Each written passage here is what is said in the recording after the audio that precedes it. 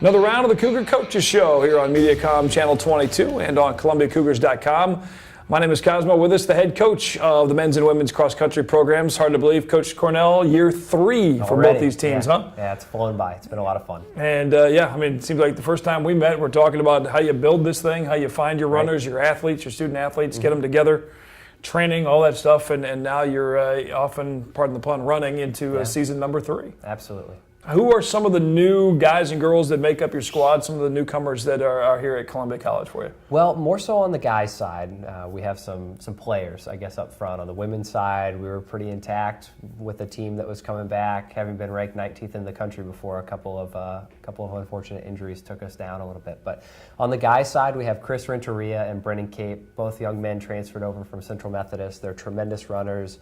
And more importantly, they bring integrity and work ethic above and beyond what we'd seen before with our men's team. So they've increased that intensity level, and the guys who were on the team last year have really responded to that. So having a few more upperclassmen in Chris and Brennan has really helped. Freshman-wise, we brought in a 400, 800 young man. His name's Josh Vitu. He's been a wonderful young man to work with. Not really a cross-country runner, but has been a lot of fun to have on the cross-country team. And then Seth Shank. And Seth was all-state in cross-country, Class 1 from New Haven High School in Missouri. He's the 800-meter state champion in Class 1. He's the runner-up at 1,600 meters. He's a tremendous young man and an even better student and better person, and we always like that. And with the two transfers, different set of skill set, experience-wise, like you said, they almost become, in some regard, with their different experience, another version of a coach to help out the guys that have been here before and just kind of continue to build their education as runners, if you will. Absolutely. It's a big step for a young man to come from 5K cross country in high school and make the leap to a 5-mile race. So if you have a 20, 21-year-old, they're adapted to that race already, and they bring an experience level in making that transition that can really help get a kid like Seth from high school to a competitive college runner. What about on the women's side? I know most of your squad there, but you said there's a couple new faces running out there for you. Sure. So we have our top 5 back intact, led by Lindsay Martin and Emily Schultz from last year. We have 2 new young ladies on the women's side, Emily Deacon from Jefferson City High School. She just missed all-state cross-country in the big division Class 4 last year, tremendous runner. And Rachel Davis, also a very good runner from Hannibal High School, our freshman for us this year. How fun is it for you as a coach, recruiting-wise, obviously building this program, but to see a lot of the faces be from the local area, from the high schools that are around mid-Missouri? Well, it's a ton of fun. You know, I'm a Missouri high school guy. I ran for the University of Missouri, so Missouri is what I know and it's what I love.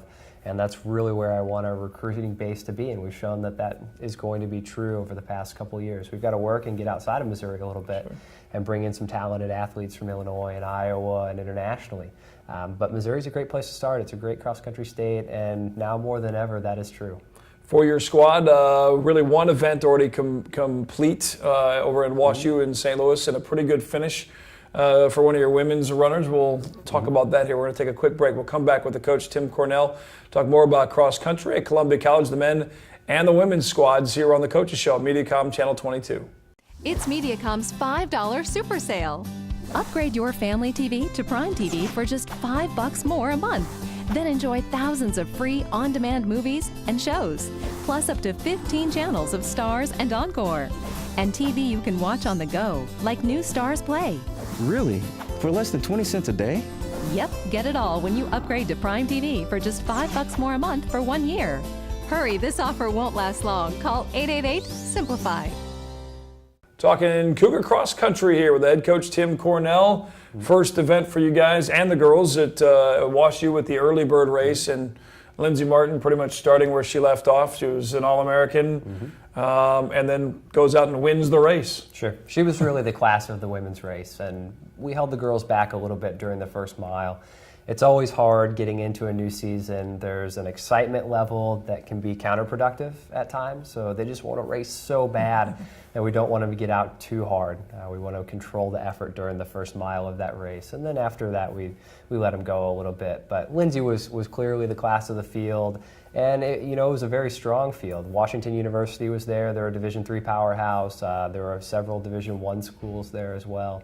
So for her to be able to win that race on the women's side was very impressive. And by 13 or 14 seconds, too. Yeah, It wasn't by a long wasn't, way. Yeah. And she never really looked like she was out of control, and that's what we want to see early on. We didn't let the kids run in spikes. We ran them in racing flats, trying to preserve their legs, and really keep in mind that the important races are going to happen in November, not in August. And again, for the team then, that was ended up being a third place finish. For somebody that's watching this show and doesn't really understand exactly how the team atmosphere of the cross country works, talk a little bit about what it took to take that team to finish in third with that strong field there at WashU. Yeah, so at any cross country race, we're going to score 5 athletes. So we're going to take the placings from our top 5 athletes, add them together, and that makes our team score. The first race is always, a little hard for some athletes. Some kids come out and they're rolling right away, but some of them struggle with the heat and they struggle to adapt to the racing. But we've got 5 really strong young ladies and a solid 6 and 7 with freshmen coming up behind. So I'm very confident that third place is going to turn into a second place and a first place here down the road. What about the men's side over at WashU? Talk about their day. The men's team was a lot of fun to watch on that day. No individual champion, but a true team effort, finishing 2, 4, 6, and 7 on the men's side.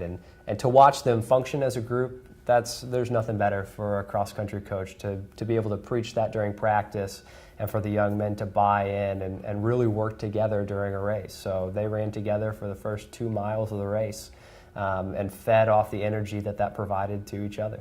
Just a couple days away, your next event, you guys travel down to Joplin in the event down there at Southern. Talk about what training's been like since the race earlier in the month in St. Louis and getting ready for what takes place down in Joplin. Yeah, so the past month is probably our heaviest training month of the entire year. So we're racing with tired legs at this point, but everybody's racing with tired legs. We're not unusual in that fact. This is a race that we've been to before. It's a race that our women really dominated last year in the college race. They won pretty handily, finishing 1, 2, and I think 6 and 7 in that race last year. We have all of those top 4 runners back, and I think we're deeper at 5, 6, and 7 than we were last year. So I'm looking for them to repeat in a crowded field. William Woods is ranked 25th in the country right now. Oklahoma City is ranked 21st. It's an opportunity for them to jump into those national rankings similar to what they did last year.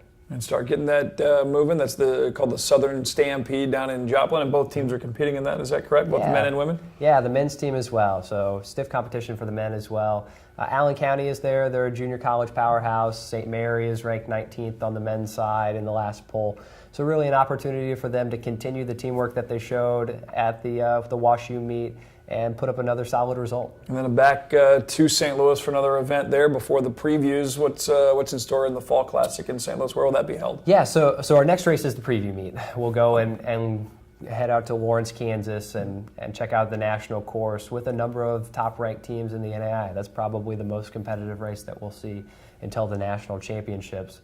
And then after that, we head to St. Louis for the Fall Classic, and that's a bit of a tune-up for us to really work on that teamwork factor before we get into the conference meet. Training-wise, throughout all of this stuff as you head in, because you've got races in the fall here, and then you pick up again in the spring, and there's other indoor events throughout the year. But overall, training-wise, how does that work for your student athletes to balance with? You don't have a normal practice time. It's not like a 3 o'clock soccer practice, but talk about what that training is like for a cross-country team. Sure. So, we meet and we warm up just like any other team would. We go through those team functions, and that's where things kind of end. We have people running anywhere from 2 or 3 miles on a normal day upwards to 16 or 17 miles on one of the longer days. So we're getting in a lot of volume right now, both in the workouts and in our daily runs. And in cross country, that's really what it's about. It's about building endurance and making sure that we are, from an aerobic standpoint, stronger than the person next to us at miles 3, 4, 5 on the men's side and past mile 2 on the women's side. And just like we talked last week with Coach Utley with the golf team, so much of cross country, and I don't think a lot of people think about it, they just think, I can't run that far. So much is up here as a big mental hurdle in that race as well. Yeah, absolutely. And we try and break it down into quarters for each of our kids. So we find that if you can get a kid to the last 25% of the race feeling positive about the race that they have going, there's a weight that comes off of their shoulders and they can see the finish line and say, okay, I can do this. And that's one of the big hurdles that you have to get over, especially with a young athlete, having them believe that they can have the race of their life before it'll happen.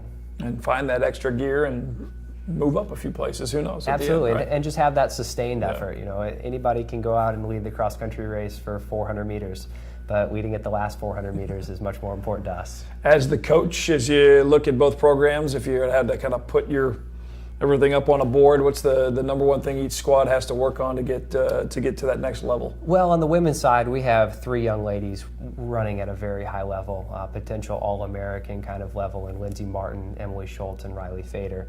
We've got to get a little bit stronger at 4, 5, 6, and 7, and we have the talent there to do so. So I'm looking forward to that group really working together and closing the gap between 3 and 4. On the men's side, we've just got to stay healthy and really move the pack up. So we've got a nice pack. They're all running together. But if that pack's at the back of the field, then it doesn't do us a whole lot of good. So we've got to use that energy that they're providing right now to make sure that that group stays up towards the front. I heard this question asked of a coach the other day, and I thought, you know what, I'm stealing the question. I want to use it on this coach's show to wrap up every. What's your favorite part about being a cross-country coach at Columbia College? I love interacting with the student athletes. That's absolutely my favorite part. Every student athlete that you bring in brings a different temperament and a different attribute to your team. And I love seeing all of those varied backgrounds come together and function at a very high level. Especially when you can go out and win a race like Lindsay Martin did. That helps make it even more fun, right? Exactly, yeah. And hosting events, once you get into the conference meets, will Columbia host a meet this year, or will that be something in the future? We're not going to host a meet. Last year we hosted the conference championship. It was our turn. It's on a 12-team rotation, so it'll be a couple of years before we get that back. But I do see us hosting a cross-country race, hopefully a high school and college race here in the not-too-distant future. Very cool. Coach Tim Cornell, more on the Cougar cross-country teams, the rosters, the schedules, and more online at ColumbiaCougars.com. Good luck in the upcoming meets, and we'll talk to you again here on the show soon. All right, thank you. All right, Coach Tim Cornell, Cougar cross-country show, a coach on the coaches. What am I saying? We're done. See ya. Bye. Gotta go.